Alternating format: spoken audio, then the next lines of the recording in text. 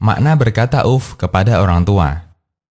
Pertanyaan: kita dilarang mengucapkan kata uf kepada orang tua.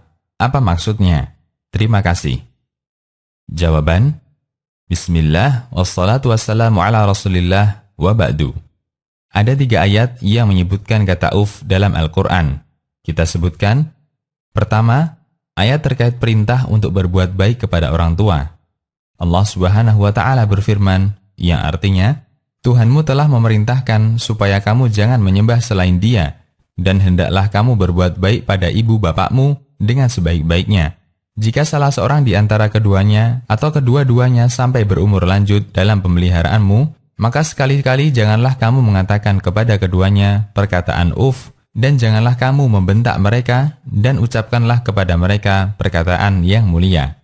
Quran Surat Al-Isra ayat 23. Kedua, ayat yang menyebutkan perkataan Ibrahim ketika menyudutkan kaumnya yang beribadah kepada selain Allah. Allah Subhanahu wa Ta'ala berfirman, yang artinya, Ibrahim berkata, maka mengapakah kamu menyembah selain Allah, sesuatu yang tidak dapat memberi manfaat sedikit pun dan tidak pula memberi mudarat kepada kamu? Uf untuk kalian dan apa yang kamu sembah selain Allah. Maka apakah kamu tidak memahami? Quran Surat Al-Anbiya ayat 66 dan 67. Ketiga, ayat yang menyebutkan permisalan anak soleh dan anak durhaka. Anak durhaka ketika diajak beriman, dia menghina orang tuanya. Allah Subhanahu wa Ta'ala berfirman, yang artinya, dan orang yang berkata kepada kedua orang ibu bapaknya, uf bagi kamu keduanya, apakah kamu keduanya memperingatkan kepadaku bahwa aku akan dibangkitkan, padahal sungguh telah berlalu beberapa umat sebelumku. Lalu kedua ibu bapaknya itu memohon pertolongan kepada Allah, seraya mengatakan, celaka kamu, berimanlah, sesungguhnya janji Allah adalah benar. Lalu dia berkata, ini tidak lain hanyalah dongengan orang-orang dahulu belaka. Quran Surat Al-Ahqaf ayat 17. Ibnul Jauzi menjelaskan makna uf secara bahasa.